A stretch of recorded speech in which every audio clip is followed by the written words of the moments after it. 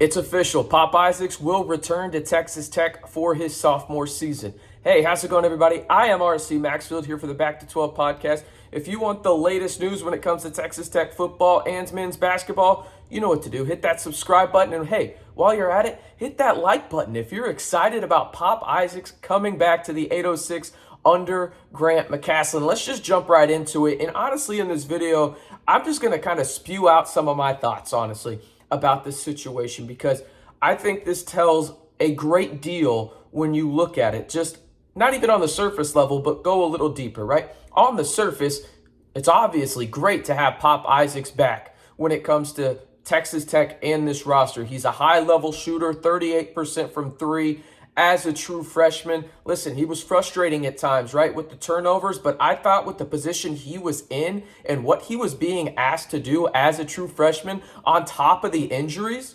I thought he played really, really well for a freshman. Again, you look at his numbers as a true freshman, 11 and a half, 2 rebounds, almost 3 assists in the toughest league in America, and you're asked to do a ton as a true freshman? Yeah, sign me up, man. I think he's absolutely outstanding when it comes down to it, right? And I think, too, as we go a little bit deeper here, there's a couple of things that really stand out to me, right? First and foremost, Pop never went in the portal.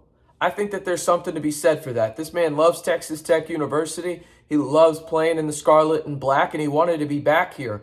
But I think there's something to be said also for the modern college basketball scene, right? And to have Pop Isaacs not go into the portal and give Grant McCasland a chance to, hey, win that relationship or start that relationship, whatever it may be, and really get to his point and show Pop what he can do, I think says a lot about Pop's open-mindedness to come back. And sure, NIL, fit, everything probably played a part in it. It doesn't matter when it comes down to it.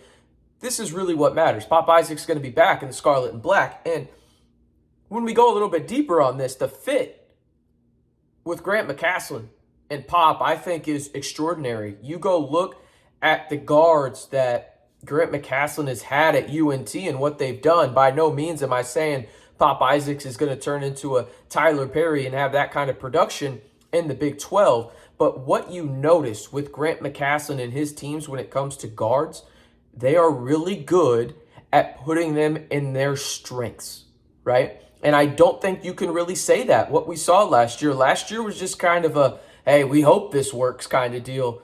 I think next year you're going to see Pop in a much better place to succeed. I think you're going to see him on ball in the pick and roll situation, but I also think you're going to see him off ball, ready to catch and shoot, because Pop is electric when it comes to the catch and shoot. I also think it's very interesting to see some of the guys in terms of the guards that they're targeting in the portal. The guy that stands out the most is Chance McMillan. When I look at Chance McMillan, the first thought I had was, man, he would be a dynamite backup to Pop Isaacs in a role that minutes-wise would rival that of Adonis Arms a couple years ago, where maybe he's not in the starting 5, but he's playing enough minutes to qualify him as maybe the 6th man or the 7th guy, right?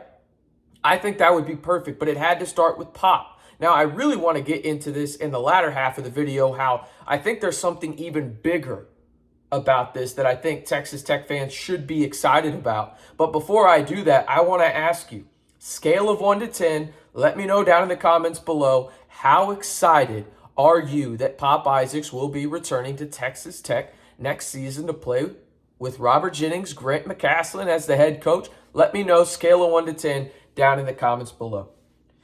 All right, the big thing I really wanted to talk about was this. I think there's something to be said, truthfully, I do, that, again, Pop did not go into the portal.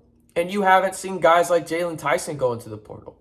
You haven't seen a guy like Lamar Washington or Kyron Lindsey go into the portal. You saw Robert Jennings go into the portal, but he did his due diligence. I thought Robert Jennings did a phenomenal job on handling his recruitment, where he kept Texas Tech in it because he wanted to be at Texas Tech, but he understood, hey, I need to make sure I have options just in case Grant McCasland doesn't want me, right? Which obviously isn't the case. Grant McCasland wanted RJ Jennings or Robert Jennings. But when you look at this, there's something to be said that those guys have not entered the portal yet, right?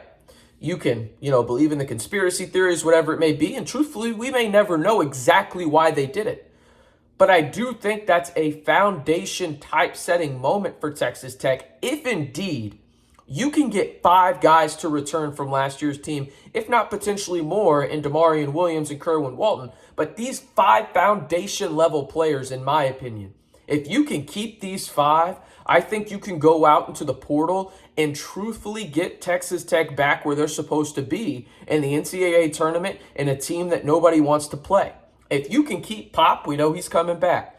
RJ, he's coming back. If you can keep these next 3, I think Texas Tech has a chance to do it in terms of if they go out and get key guys in the portal. Don't have to get superstars, just guys that fit the system. But if you can keep Lamar, Jalen, and then Kayron Lindsey as well, those are 5 players you can really change this program's direction on, because the oldest one of them will be Jalen Tyson, and he's a redshirt sophomore, right? And so when you look at this and you think, okay, if I've got those 5 guys, maybe even 7 with Williams and then Walton, all right, I need to go out there and I need to get some wings and maybe athletic big if possible. Those are hard to find, and truthfully, I don't think you're going to find one, but unless Bacho comes back. But if you get a guy out there like Damarian Williams, maybe you go out there and get a guy like RJ Luis. Maybe you go out there and get a guy like Devin Cambridge. Okay, now you're cooking with fish grease, right? We're talking about a lot of what ifs here, right? And then you go out and maybe get a guy like Chance McMillan. We're talking about a lot of ifs and transfers miss. But here's the thing. You got one of the key foundation pieces in Texas Tech still trying to be relevant in the Big 12 to come back. And I know there's some people that don't like Pop's game. That's fine. Not everybody's going to like his game. But in terms of what he brings to the table that Texas Tech needs, nobody else has it currently on this roster. And there's not many guys they're targeting the portal that bring that to the table either. So Pop Isaacs was foundational in my opinion. And then again, maybe here over the next couple of days, by the time you're listening to this, I'm recording right after the news broke after doing a Twitter Spaces. Be sure to go follow me at RCMB323, talking everything Texas Tech when the news breaks over there, and obviously on here as well. So hit that subscribe button. But listen, you might see a domino effect here where, okay, RJ said he's coming back. Now it's Pop. Then it's Jalen, Lamar, right? Kayron, like these guys, like you might see a domino effect now because you're going to start seeing visits here into Texas Tech. I think Dorian Williams will be on campus this coming up weekend. Then you've got Chance McMillan after that. You're going to hear about more visits for Texas Tech. And now you got a guy in Pop Isaacs that's a foundational type piece to go into those recruiting visits. And a couple of those guys, remember that Tech is recruiting. Where are they from? Las Vegas. Where's Pop from? Las Vegas. He probably knows some of these guys, right? And so I think that that's a big deal for Texas Tech. Not only the off-the-court stuff, but let's just talk about the on-the-court stuff. Pop Isaac is a difference maker. Yes, he can be frustrating sometimes, but he was a true freshman. He's going to be better when it comes down to it. And when you have a guard who has those elite skills in terms of shooting the ball, ball handling, you can make him play on the defensive end in terms of the buy-in, which I think he will. This is an absolutely sensational keep in-house by Grant McCaslin and crew.